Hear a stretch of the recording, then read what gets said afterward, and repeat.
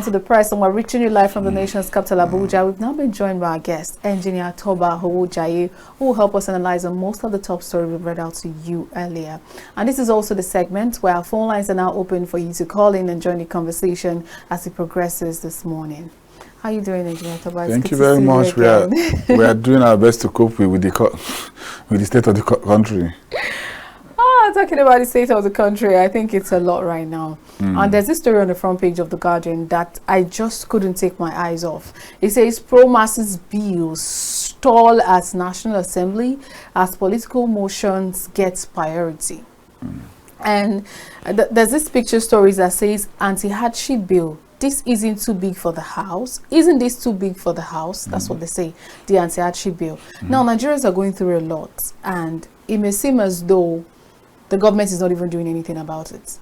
If you look at the masses and you see the way the things that are going on with people, and people look at this 10th assembly and they're asking, are they still for the people?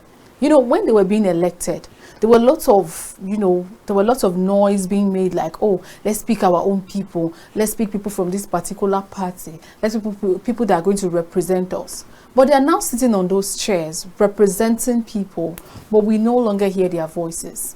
We've been in this struggle for quite a while. The issue of petrol, the issue of palliatives here and there. We know palliative governments cannot work. Of course. Because people are not going to see it. How many persons have gotten access to the 40,000 naira bag of rice, for the 50 kg bag of rice? How many people have actually gotten it? They should come out and say clearly, oh, maybe viewers, when it's time to call in, you could just tell us, oh, I got my own 40,000 naira 50 kg bag of rice. Maybe you got.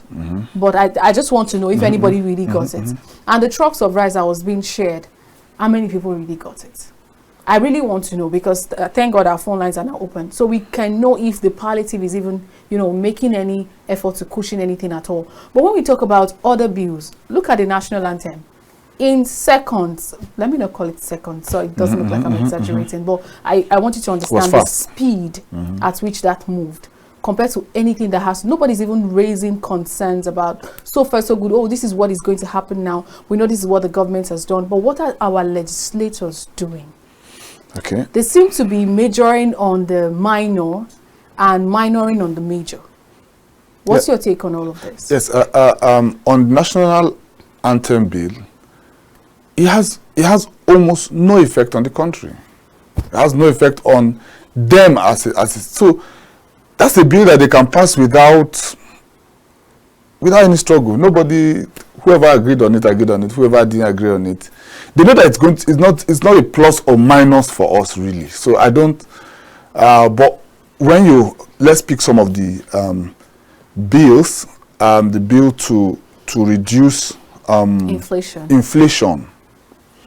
That bill needs to be studied, because we are running Nigeria wrong. I said last week when I was here that the greatest problem of Nigeria is not governance, it's politicking.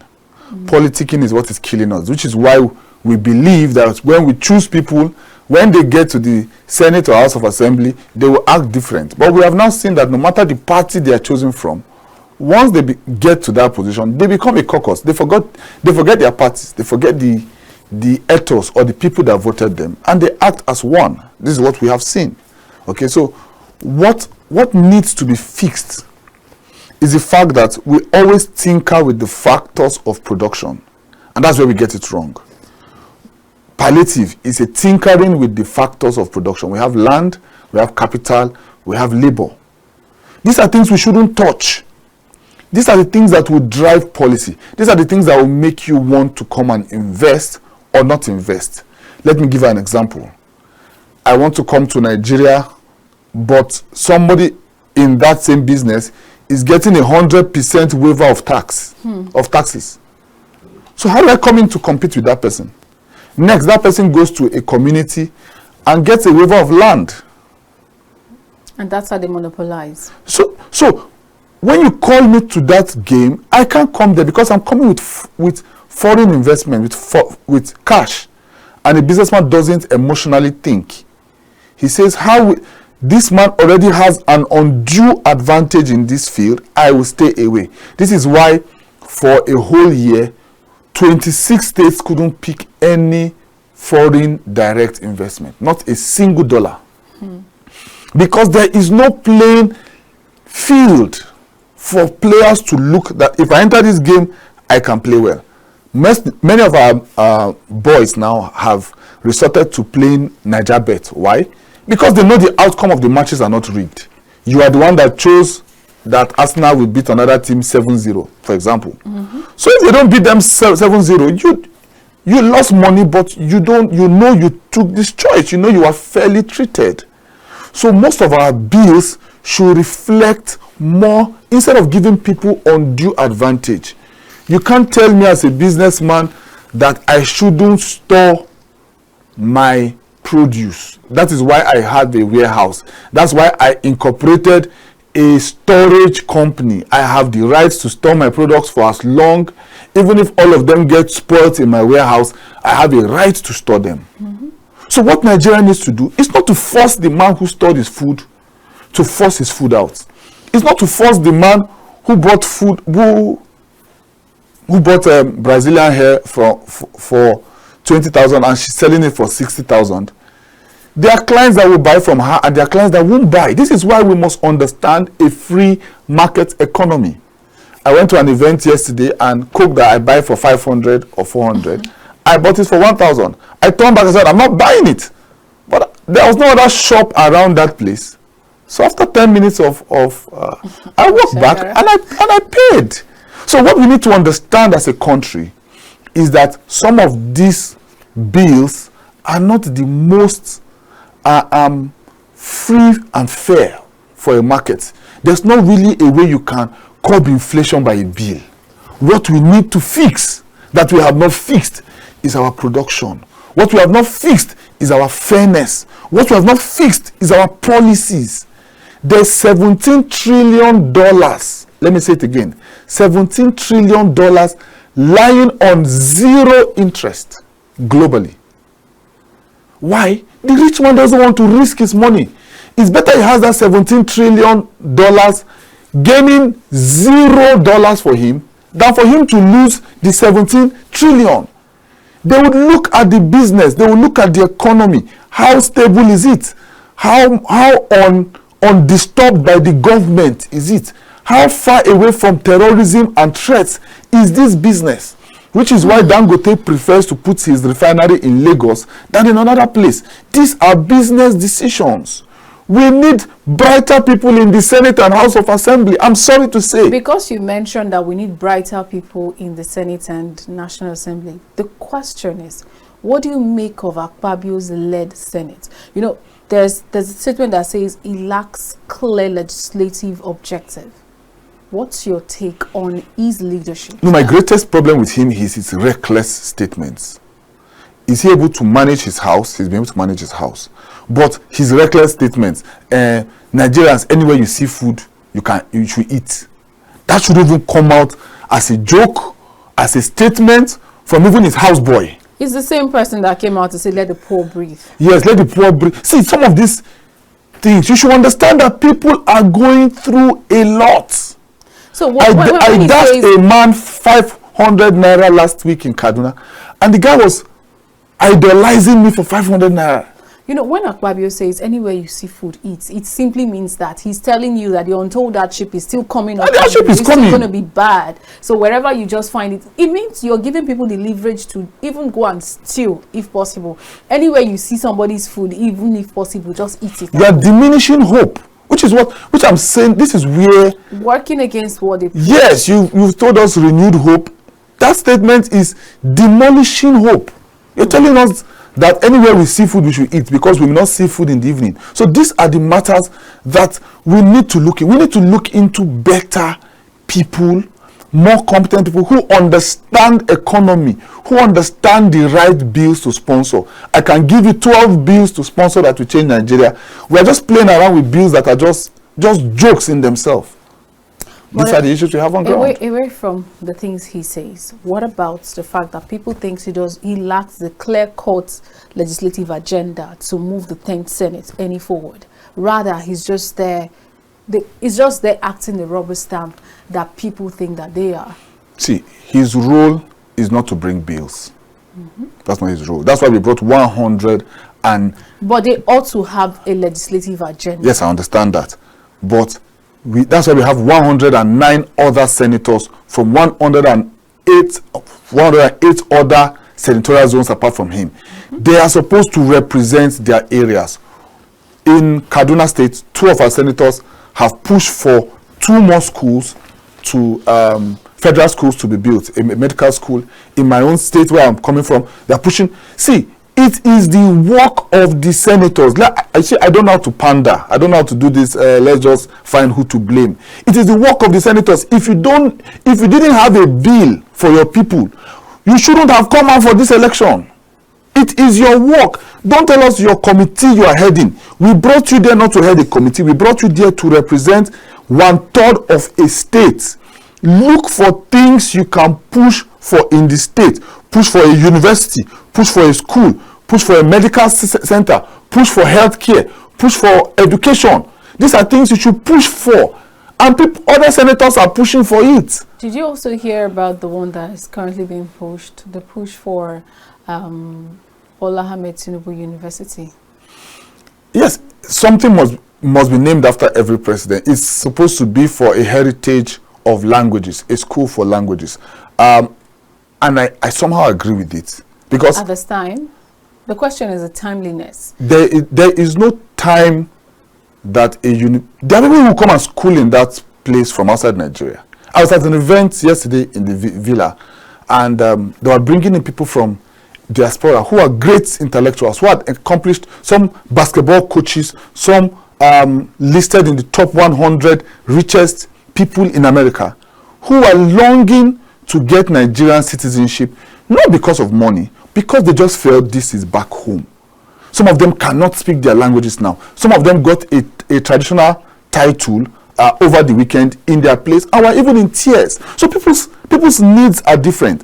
If there's a school where you need to learn Yoruba or learn Hausa or learn this, it is not a problem. If it is named after the president, I cannot say that is the problem.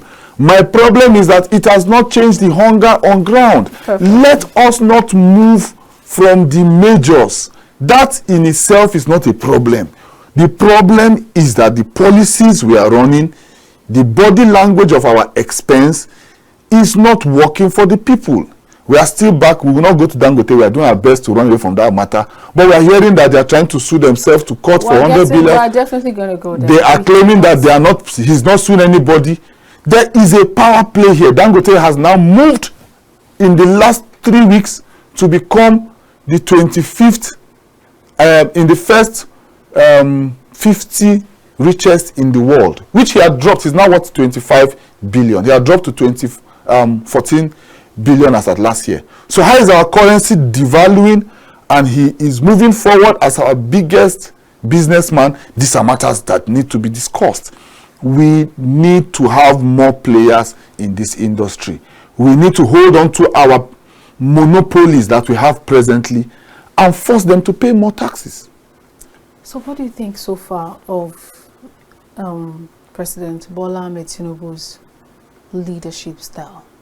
Because there are lots of conversation on tax. There's literally nothing you want to do now that you're not paying heavily for. I remember I was supposed to do something online at, I think, police service or something, and the amount I paid was not funny. This is the online fee. I'm not even talking about maybe in-person fee that they try to take, which is a bribe that I know about, that I'm not supposed to pay them. But I'm talking about the one I had to pay online. And I looked at it, just to get something to affirm me, I have to pay this much in a country like this. Like, it looks like a foreign person wants to come get something and you ask them to pay that much for it. Like they're not citizens of your country. If you have to pay that much, then what are we talking about? And that increased recently. Taxes here, taxes there, and we've not stopped talking about taxing. We keep taxing every single thing. How do we expect the masses to survive? So this is a very tough question because it has two sides. Okay. Our issue is that there's no trust between the people and the government. Absolutely. That's where this issue is. There is no trust and there's no accountability between the people and the government. If we had that, we won't have these issues. it's like a family, and that has 5 people working in the house, and we have 2 people, 3 people not working in the house. We have 2 children that are around 8 and 6. Do you understand my allegory? Mm-hmm. And then we have an elderly person who is 85 years in the house, who had worked in the past to feed the house. But now we have 5 people working and 3 not working. In a sensible family, those 5 people are not earning the same money, but each of them knows that they need to drop something in the house for the school fees of the other 2, for the upkeep medical bills of the elderly person, and for the run of the house, and they also still have their money kept in their own pockets for their run around. This is where it's a family and it's a trust. Absolutely. But that is not, this is what we don't have now as a nation. We don't trust our leaders. This is where it is, and they have not done anything to make us trust them. This is where we find ourselves. If not, abroad, there are taxes. Ask anybody in London. We agree. Call anybody in London. We agree. They are bloody tax. But the thing is that their road is fixed. That's what I'm asking. They have water. That's what I'm saying. They have water. So this is a chicken and egg story. Some people say, how can we get there if we don't do the tax? Some people say, if we do it, then later when things get better, we take the tax. Other people say, how can we get the tax if we don't?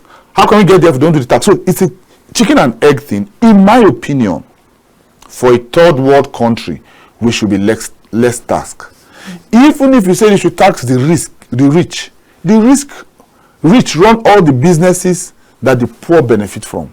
So if you tax them more, all they will do is to move that tax to their products that the poor will still pay for. The poor pays for everything. The poor pays for Dangote. The poor pays for Davido's Jeep. The poor pays. Everybody is feeding on the poor. This is the reality of life, and it's painful. Let's quickly take this call. Hello, good morning. Hello, good morning. You're welcome to the press. Tell us your name and where you're calling from. Good morning, sir. My name is Olamide. I'm calling from Abuja. All right, Mr. Olalikon, please join the conversation. Firstly, I appreciate you the way you present reading newspaper this morning. Thank you, sir. So, I'm regards to that engineer beside you. You see, the issue is that we Nigerians, we had the problems of our country. Let me first talk about the legislation. Talk about these people in the art of or what they call it. Yes. We, as in my own state now, my own town, the person we tried to put in there to come and represent us in Abuja, how many times do we summon him to come and give us the feedback? We have the problem. He's in Abuja there. We don't call him, but when he needs us to come back to us. And when they come back to us, start giving people 1,000, and people say, hey, we are going back to Abuja again. The needful something we need to do, we refuse to do it. We are not doing it. This people will continue seeing us as they are moving. At all. So we need to work on ourselves. It's our right because we are the one that put them there, and it's their right to deliver, to give us the what they call it in and out of what is going on and what are they doing for us. That is one. Coming to the tax issue. Yes. You see, Nigerians, I was born and brought up in America. And I've been to UK to the other man said, we love to copy things. But when it's not giving all the something negative side that we are not getting from it now, is that we make much. It's duty for me to pay tax. But what are they using it for? The man has spoken. He said they need to tell us how much they are realizing in this side of taxes, side of this whatever, and what are they using it for? That is one of the problems. But Nigerians, we like a wolf. We don't want to be part of the government. Libya, I was there before this guy, their former president died. If you are below say and you are not working as he was trying to explain some things, as in that is in Nigeria aspect, but in Libya, government will give you accommodation. But you go to certain age and start working, you will train back. It's something you can do here, but the greed of this country, greed of everyone here in this country, is the problem. Is in among the people called we Muslims, the people call themselves Christians. It's everywhere now. Now, the drawing board is that the man over there, how many companies they have? can he claim, because I'm talking about our president, he cannot claim to the Nigeria that we don't have a company. I don't know whether it's true or not, the TVC, are they paying the regular tax they're charging on the masses for that is company? Alright, please, we need you to wrap up. Yes, sir. So, that's number two. The Dangote say we are referring to, there's nothing concern me about whether he's the most richest man in the whole world. What I want from him that to deliver what we need and we require for him as a citizen of this country to win Nigerians. If there's something that is disturbing me from carrying out the right thing, let him come out. He's a man of himself. Let us try to cover people. It should be by covering people, so that means it's just sincere to Nigerians. All right. Thank you very much. All right. Thank you very for much, your contribution. He said a lot, honestly, and the truth is that every single second, in as much as we talk about taxes in other countries, it is easier to tax people where there are other employment opportunities, and their senior citizens are taken care of. There are people living on disability. They have social security and disability for most of their citizens. Now, there are people who know that, oh, they are on disability program, social security program, whereby in a month, this is what they receive from the government, and that is how they feed. That's how they take care of themselves. We understand what those taxes are being used for. But here, what's happening with our senior citizens? They are suffering. Every time I hear rights and talks for senior citizens, these people cannot do so much for themselves. But right about now, how do you think they are coping with the price of food and everything? A lot of them are dying because they cannot even afford to feed, yet we keep taxing. Do we think that we can tax our way to the top? That's another thing to talk about. Yes, like he said, he mentioned Libya. You see, there are tough ways to fix a country, very tough. Tinubu is following one of the tough ways. Libya worked because it was a military government. The military was fully, the president, Gaddafi, was fully in charge of the oil, fully in charge of the resources, took as much resource from it, paid people. You have a house, you have a job, you have, all you just do, sit and enjoy. Don't drag anything. Just enjoy the country and let the country go like that. There's that. We saw what happened in Dubai. Dubai stored up money for 20 years without telling their citizens they were making money. So at the end of the day, they didn't need to tax their citizens because for 20 years they had heaped enough funds to diversify from just an oil economy. We saw the same thing in China. China is not even as free as people think it is. China is like a communist country, but they also have a business frontage. What works for us? I will blame the president for removing subsidy from the first day, not as a crime. I'm coming. He did. But I will show you the removal, which is the same thing. Yeah, the same thing. But it had been removed. It's like I tell you, I'm leaving this studio now. You are going to tell me, sir, the show is not over. Can you wait? He is the voice of direction. Do you understand? So I'm not saying that's the only issue that has brought us where we are. He did that. At the same time, he floated the currency. Yes. At the same time, he started building rebuilding from scratch our 3 refineries and has kept mute on it. I'm showing you all the factors added together to bring us to where we are. You cannot build 3 refineries at once. If you wanted to do anything that was worthwhile, find the smallest of them that will produce Kaduna refinery, that will produce, even if it's 200,000. Fix one. Let one be functional and then do that. If he had held subsidy, he should have also left the dollar peacefully where it was. But trying to fix 6 things at the same time has left us where everything has blown on his face and is trying to do a catchback. Let's receive this call. Alrighty. Hello, good morning. You're welcome to the press. Yeah, this is Abdulrazak calling from Zamfara. Alright, Mr. Abdulrazak, go ahead and join the conversation. You see, the issue of fuel, whatever, you see, here in the north, yes, sir. if there's security a proper security in the north, people will not, even the masses will not disturb about the price of fuel. The problem we're having here in the north is security problem. I say in Zamfara, where the road from Funtua to Zamfara, you see bandits blocking the road.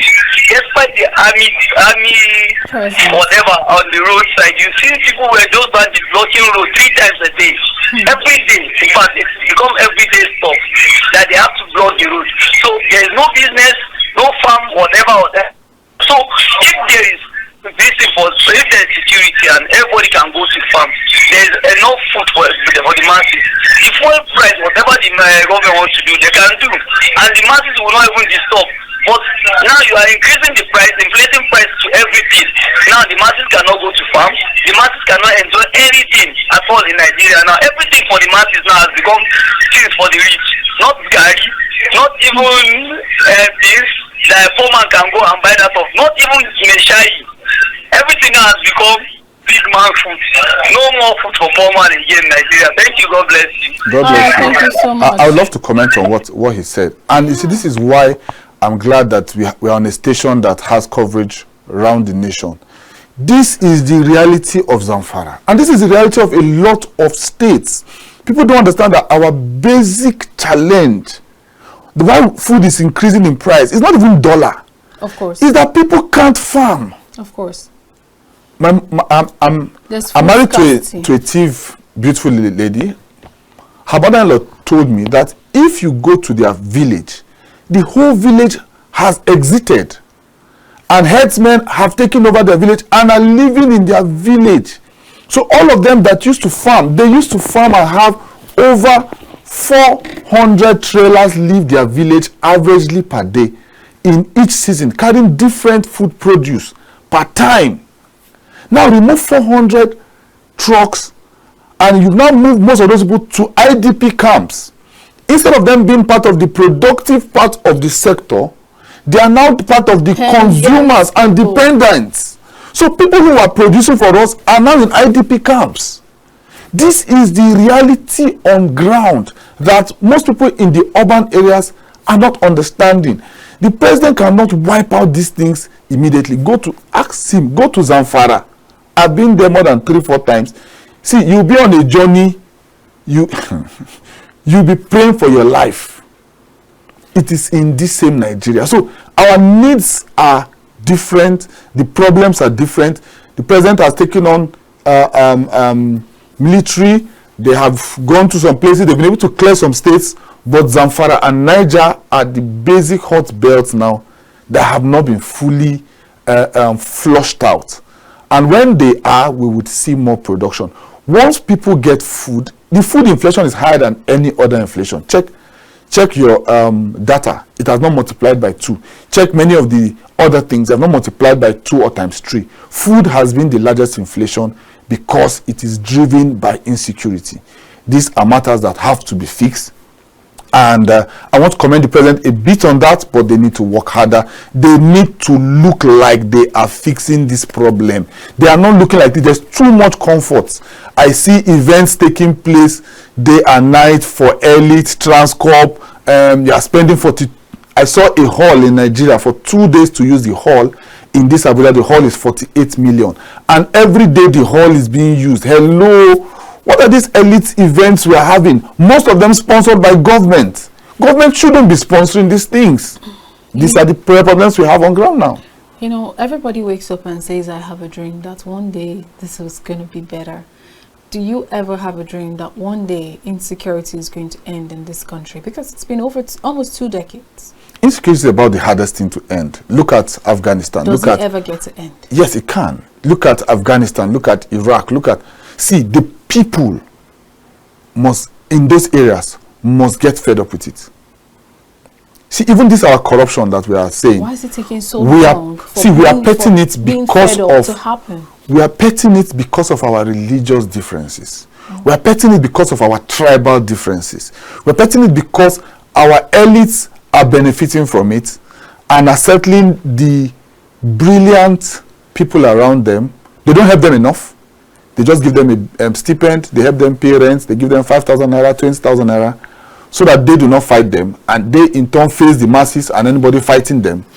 This is where we are. So somebody is mining over $10 billion naira worth of gold out of Zamfara per month, and the person is giving some chiefs, some young boys around maybe 500,000 per month, or to keep the situation in that way.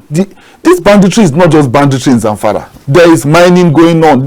These things need to be flushed out. These things need to be flushed out. It's not, they are paid, they are sponsored, so that you don't go there to. These are things we must deal with headlong. I believe in Nigeria. I think I'm the strongest believer in Nigeria. But then we need to make drastic changes that must happen. People will die. Leaders must be able to risk their life. There are cabals that will want to kill them at all costs, but they should stake their life for Nigeria. Okay. I don't want us to leave this story out. Okay. We have to talk about this fuel import drama between marketers, Dangote, and the sue here and there. You know, it says on fuel imports, marketers differ as Dangote sues NNPCL 5 orders. Now, parties in talk before presidential panel, case will be withdrawn in January, says Dangote. Now, this conversation is really funny and some sort of deep as well, because I don't even know what angle to put it, but I know that part of the conversation is that Dangote feels like, I am producing enough to service Nigerians. Why should you import again, marketers? Why should you have licenses to import fuel when I already have more than enough to service Nigerians? Are you looking at this from the angle of someone trying to monopolize the market, or are you looking at it from the angle of you're just a businessman, you can do your thing, and other people should be able to also do theirs? So what do you think is playing out, and this court cases here? That's exactly what I'm saying. Somebody wrote an article that he has debunked it, that he didn't sue anybody. Now we're hearing that he said he will remove the case in January. Please, is the case heavy to remove? So this is... No, he wants to have... They want to finish the conversation with the presidential panel before they decide if they want to withdraw it from court or not. But that's what... This is a chess. This is a chess game. See, this is hard to speak on. There's only one war here. Okay. It's the war between the few who have and the many who don't. Mm-hmm. That's all we are having here. The war between the few who have and the many who don't. Why will somebody who is running a business tell us that other people cannot be in that business? It is not his business how many players are in that business. As a matter of fact, BOA is building a refinery in Cross River. There's another refinery being built in another place. Okay, you cannot be the only person supplying us. This is why the telecommunication is functional. This is why the banks are functional to a degree. We saw last week Zenith Bank, GTB were having issues. They worked day and night to resolve that issue. You know why? Because people have other banks to go to. If you misbehave, they remove your money. See, you cannot have a functional system when only one person is supplying what 250 Nigerians depend on daily. It cannot work. Dangote, we saying it to you, it cannot work. Neither you or any other person thinking that only you will supply one product to 250 million people is a bad business. It won't work for us. You know, it's sorting for the cancellation of import licenses. That's what I'm saying. As well. It will not work. We will sue them. We will all join the lawsuits. If you have a product, bring it to your refinery. Refine it. Let marketers choose where they want to pick their fuel from. Let filling stations choose who they want to buy their fuel from. For heaven's sake. Why do we even keep... Is it that the masses are blindfolded to this? There's a game on all of us. You don't seem to understand the angles of the masses as well, because there's this uproar when Dangote refinery was going to kickstart that everybody was like, oh, it was more like an angel has come to resolve every challenge. Yes, and the government was the one fighting him. And I said here on this TV station that you cannot fool all of us. We understand all this drama. It looks like it's the federal government holding you. Now the federal government has left you. The NFC put some staff in his premise. They shouted that those staffs are the ones to control him. Now they've left him directly. Now you don't want any other person to produce what you are producing, please, Oga, we cannot have one akara seller for the whole of a country. That is why there's one on this street and one on the other street. That's why we have different POS people. We must, it's the same thing I started from at the beginning. One person cannot control everything. Let it be free and fair, so that any player can come in, make his investment and take his risks. If he loses, he knows that he took his risk and loss. Not that the system is already rigged to favor one person. It will not work. Nobody will bring his investment. But why do we even have a local refinery in Nigeria and fuel prices keep jumping? Now, I know that black market now sell for 2,000. I was wondering what happened last week, that literally every filling station you passed by was shut down. I think that was Tuesday or on Wednesday or Thursday last week. Thursday. Every filling station was shut down. The only people in Abuja, yes, well, at least the routes I went most through, of them, I didn't find even one that was open all through till I got to Central Business District. Can we take this last call if can? Okay, let's quickly take this one. Hello, good morning. Hello, good morning. You're welcome to the Good morning, press. sir. Tell us your name and where you're calling from. You have just 60 seconds. Our time is fast spent. I'm from Abuja. Muhammad is my name. All right. Let me start from where you stopped. That's at the filling stations. Thank you. You see, the problem is, before I have to come back to where guest stopped, the problem we masses, those filling stations you are seeing, they are not selling. They have their boss, they have put the fuel inside their car for them, and they are selling here by those filling stations. Those people that are working as production attendants. And there's no way the production attendants will be doing that, the manager in that place is not aware. So, the production attendant, masses, you see, masses, we are the one killing ourselves. One, let me clear that one. Let me now go back to Dangote. Dangote, it has been its nature. We Nigerians just believe it's helping us. It has been its nature. Let's start from the, what do you call it, from the cement. That has been its nature. Doesn't want anyone to be ever. That is the problem. So tomorrow we are under excuse from the company. If they don't have anything over us in this country, let us just put our mind out of it. So we go back to square one and they are the ones to be giving us the petrol. Absolutely. Thank you very much. Thank you very much. much. All right, thank you so much.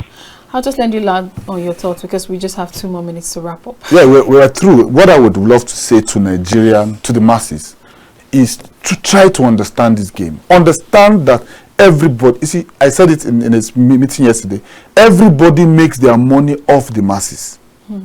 Every rich man you know is directly or indirectly selling a product to the masses. The celebrities use their song and their talent to push themselves, push their songs out. We listen to the songs, they get us as the followers, they monetize their channels, they get the deals with Globalcom and MTM as ambassadors. Then the same people turn around and do us giveaways of 2,000, 5,000. This is the same elitist game. It's the same everywhere, that the money is made of the masses. The positions, votes are made of the masses. The masses need to get smart. The masses need to get intelligent. The masses need to know who is for them. Forget the legovers of politicians and businessmen. Is the fuel lower now? If Dangote sees there's pressure on him, he will drop the price. It's as simple as that. I like that. Maybe something like that is going to happen anytime soon. Thank you very much, Engineer Toba Owojaiye. Really do appreciate you for your time and for your honest reviews. Thank you so much. All right, viewers, thank you so much for being a part of the show today. For those that called in, we really appreciate you. And for those that we couldn't take their calls, we'll take them again tomorrow. And I'll see you again tomorrow. I am Olamide Alhassan. It's bye for now.